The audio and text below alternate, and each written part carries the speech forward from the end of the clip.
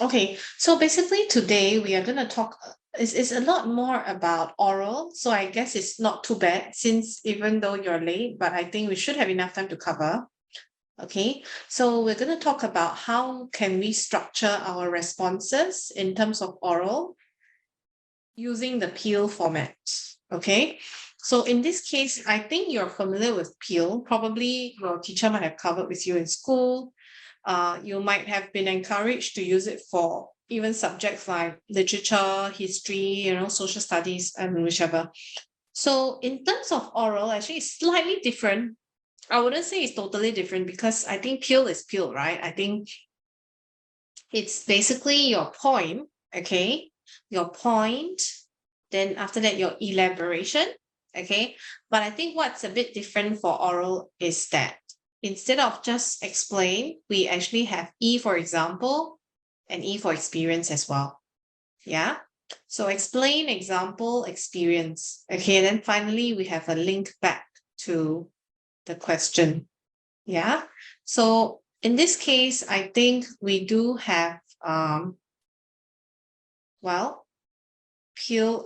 Okay, why is it different now? I think I just want to highlight this part because I was actually an examiner in Anderson Secondary for oral exam once. And I do realize that, last time it used to be the old syllabus whereby students have to read aloud. There's a passage to read aloud, right? And then there's also the stimulus-based conversation part. But I noticed that generally most students will say similar things. Okay, especially for reading aloud. To be very frank, when I was the examiner, I had to listen to like 25 students reading the same passage.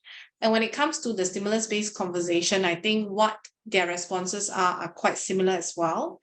So as an examiner, I think it does get a little bit boring. Like, it does get very repetitive and it's very difficult for us to award you high marks if it is just the same as the rest. So what actually differentiates you from others, okay, is the examples that you give as well as the experience. In fact, I think just want to highlight this one.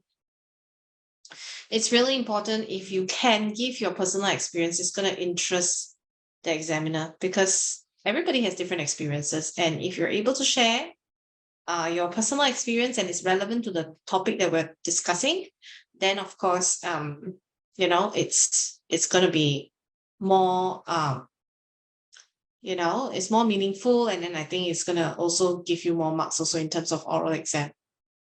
Okay, so this is our Peel for oral exam. Yeah. So why is it that we need to use Peel? Basically, because we want to be able to organize our thoughts into a coherent whole. Okay, we get fear of expressing ourselves as well. Sometimes, right? Sometimes because you are speaking to a stranger. If it is O levels, your examiner will be someone or another teacher from another school. Okay, your main papers like paper 1 and 2 are going to be sent to UK for marking. But in terms of oral, we can't fly in all the teachers from GCE to come in to test you for oral, right? So usually oral exams are conducted by local teachers, but they will not be your school teachers. Okay, so you might be a bit more afraid of speaking up, because ultimately you're still talking to a stranger, right? And of course, in terms of school-based oral exams, I think you will be having the exams with your school teachers, but they are probably not your English teacher as well. They're probably from other classes.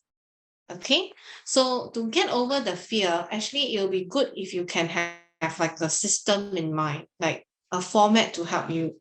So you have your thoughts arranged and organized in a very coherent manner. And then in terms of speaking, I think it gives you a better and clearer idea of what to speak. Okay, so that's the Peel format, yeah? Any questions so far? Because today is just you and I. Harish is not here. Yeah, okay, great. Okay, now next one. What is the point? Now, when it comes to P, it's what is the point? Basically, for oral, we are now looking at oral. We're not talking about pure in terms of like writing and all. Okay, it's pure in terms of oral. The point is basically your answer to the examiner's question, right? When your examiner asks, what do you think of, is family important? Then, of course, your answer is yes, I do think that family is important. So that's your answer, that's your point, that's all. Okay, so point, I think, is quite straightforward. Yeah, I won't be going through so much. Now, in terms of elaboration, okay, how do you elaborate on your point to make the examiner understand, right, what I'm saying better?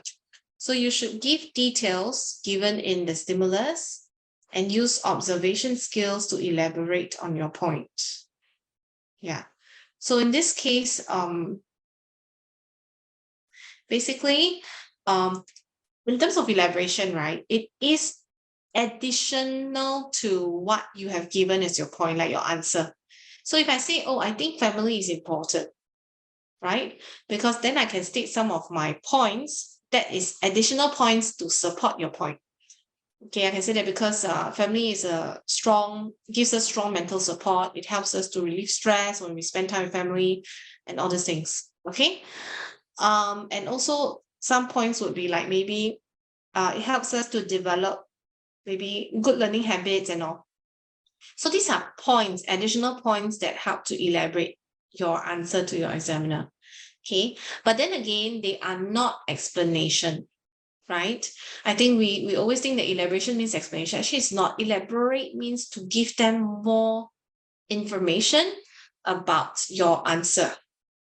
Okay, more information, give them more description. Okay, they give you more description to your answer. It's not really an explanation. Now, what is an explanation? Okay, let's move on to the next one. Explanation basically is like, just now I mentioned family is important because it gives us mental support. That is elaboration. Okay, but when it comes to explanation, we are going to explain why. Why mental support, right? So we can give like cause and effect examples. Like, for example, I mean, when we are stressed, that's the cause, right? When we are stressed and with schoolwork and all, when we're back home, our parents will, will ask if we're well and they will show concern and everything. So that's why the effect is that, it will help us, decrease the chance of getting depression and all. So that is giving an explanation. Okay, it's different from elaboration. Okay, explanation means you are explaining. Of course, you can explain by comparing also, right? Maybe you want to say, my friend, maybe you want to compare with a friend. Okay, my friend whom, who is from a broken family, tend to feel low self-esteem and all. So you can actually compare. You can make a comparison to explain so that your explanation is more valid. Okay, so that part is explanation, right? Okay, and you can give examples to explain. You can also give your personal experience to explain. Okay, like I say, the thing that determines you from others is that you are able to give good examples and good experiences. Yeah. So in this case, you can give examples by comparing and contrasting. Yeah, that's about it actually. Yeah, for this one. So a lot of times when it comes to like writing and all, the appeal is just point, elaboration, examples, thing. Okay. So point, elaboration, examples, link. I just want to highlight that together, I mean, for oral exam, we'll put experience as well. And all this makes up your explanation. Okay, so that's the format. So in terms of planning, because the syllabus has changed, it's 15 marks each, 15 marks for plan response, and 15 marks for your stimulus-based conversation. Okay, so for plan response, actually you can, during the 10 minutes, you're given 10 minutes to prepare. Of course, you probably will take 1 minute to watch the video. Okay, the stimulus is a video now for O-level oral exams. So you probably will spend 1 minute watching the video, and then you can spend the rest of the 9 minutes planning a response, and the question will be given to you. So very systematically, when you receive the question, you can, just plan out something. Of course, you won't be bringing pen and paper. So everything has to be in your head. So you have to plan. So if you have something like the format to follow, I think it'll be easier for you. So you think, okay, what's my point? How am I going to answer this question? Okay, then how am I going to elaborate on it? Right? If I have a point, then maybe some additional information about the point or my answer. Then how do I explain? Can I use some personal experience to explain? Can I use some examples to explain? Okay. Can I do compare and contrast? Can I do cause and effect? Right? Or you want to use your personal anecdote, it's fine. Yeah. And lastly, you have to link back to the point. So that's about it. Yeah. Okay.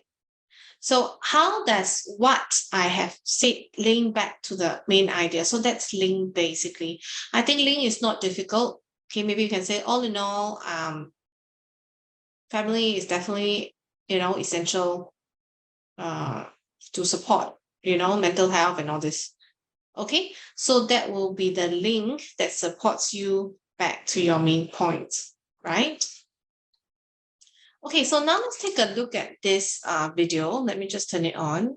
Okay, so in the process of watching, you probably will watch it again second time, and then maybe you just want to analyze the stimulus, look at the background, the foreground. Okay, of course, you look at the character, what is he doing, and all. Yeah.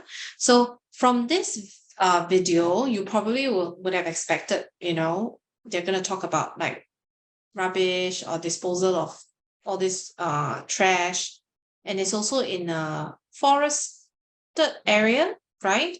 So maybe it's about the environment, so things that you can anticipate. Okay, you might anticipate some of these questions to come out. Yeah. So, but again, your conversation with your examiner is going to be based on the video as well. It's definitely going to be somehow linked to the video.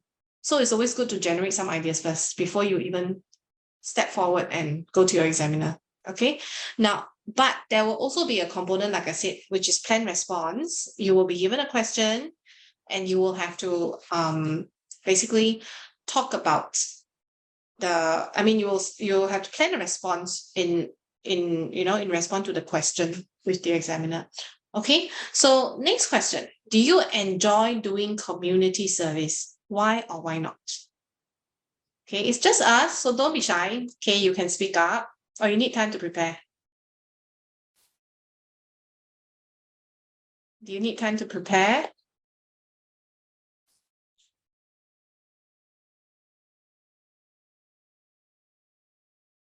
Yes, okay. Can I give you maybe 5 minutes? 8, 10?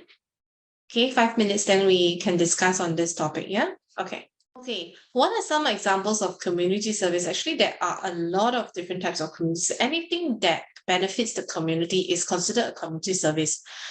For example, if you're talking about picking up rubbish and then, visiting an old folks home, and what else do we have?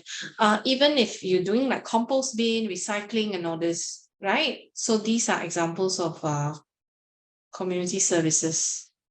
Yeah. So those are some examples. Let me just find if there are any more.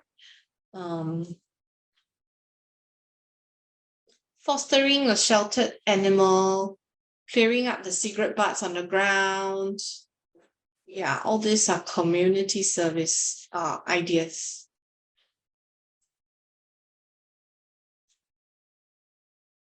Yeah, community garden. Blood donation is also considered community service. Yeah. Okay, I've seen your response. I enjoy doing community service as they are fun and it also helps others. Okay.